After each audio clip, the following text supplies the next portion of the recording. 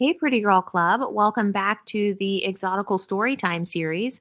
If you have a story you want to tell about experiencing colorism, texturism, featureism, racism, or pretty girl problems, please email me at exoticalsunited@gmail.com because it's time for our stories to be heard. We can't all be making this stuff up, we can't all be exaggerating and lying. But today's story comes from a dark skinned exotical. She says, "Hi, EU. I love your channel, and it's helped me further cultivate good self esteem.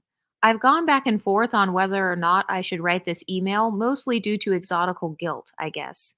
For context, I'm a dark brown girly with 3C4A hair and a smaller nose than the majority of unambiguous black people I come into contact with. I remember in high school, I cut off my relaxer and would wear twist outs, wash and goes, and intricate styles with hair cuffs, clips, etc.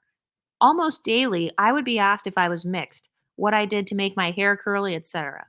People would pull my hair to see the length and the springiness of it and tell me I was lucky. My hair was such a hot topic that the teachers in a meeting admitted they would wait to see what I would do with my hair. I've always loved and uplifted 4C hair as well as mine, but I've heard so many 4C people disagree that it actually caused a superiority complex in my head. I started to feel like maybe my hair is better and that I was lucky to not have that hair type.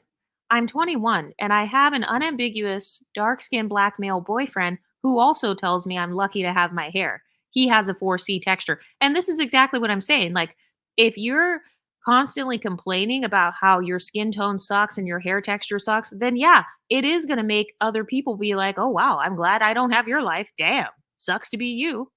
I mean, that's exactly how I felt when I was watching some of Chrissy's content. She was talking about being dark skinned or like what it was like. And it was making me think, like, oh my God, is it that bad? And so this is what a lot of unambiguous people don't understand. Like, if you spend your time promoting how much it sucks to be you or how much it sucks to have your hair texture and all that, nobody's going to want to be you. They're not going to they're not going to aspire to be like you. They're not going to put you on a quote unquote pedestal or view anything about you as inspirational. It kind of reminds me of unambiguous black men who complain and then they're like, "Oh, well, society is against us and we're behind and the government took black men out of the home." It's like, "Okay, so then why would anybody want to be attached to that?" Anyway, but let's continue. So, just a social climbing tip, if you want a social climb, step 1 is to stop complaining about how much your life sucks. But she says, I find that a lot of unambiguous dark skinned black people have an inferiority complex when faced with MLS people and an underlying vitriol towards darker skinned exoticals.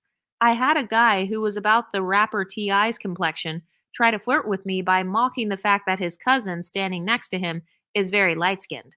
I found this extremely weird and told him that he was a hater. Another weird instance is when I was explaining to my boyfriend that I have an olive undertone. He instantly went into mocking me and basically implied that I think I'm light skinned slash white. Why do people they love doing this with dark skin exoticals? This reminds me of remember when Chili was talking about how when she doesn't have a tan, she's caramel? And then people were like, "Oh, she thinks she's light skinned because of her hair texture." I notice a lot of people do that to darker skin exoticals, or they will say that you hate yourself because you can relate to light skinned women or because you can relate to mixed race women. But she says, I think this was a trigger for him as he was bullied for being dark and seems to be insecure about it, despite claiming otherwise. He's also tried to convince me that I got darker when I was just wearing bronzer. People love tracking exotical skin tones.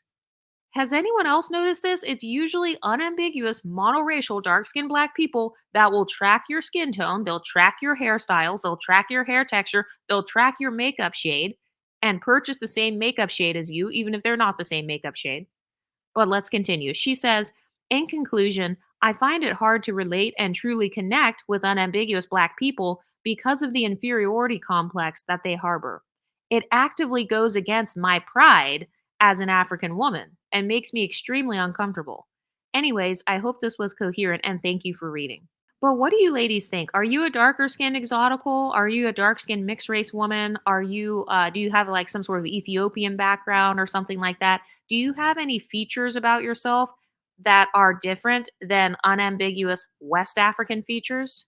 And if so, has anyone ever tried to track your hairstyles or your hair length? I know that people have actually done that with my hair before too, where they will try to track my hair length. They'll try to track whether or not my hair is damaged. And it's like, you can't even grow your hair to the same length as my hair, and you want to track if my hair is damaged.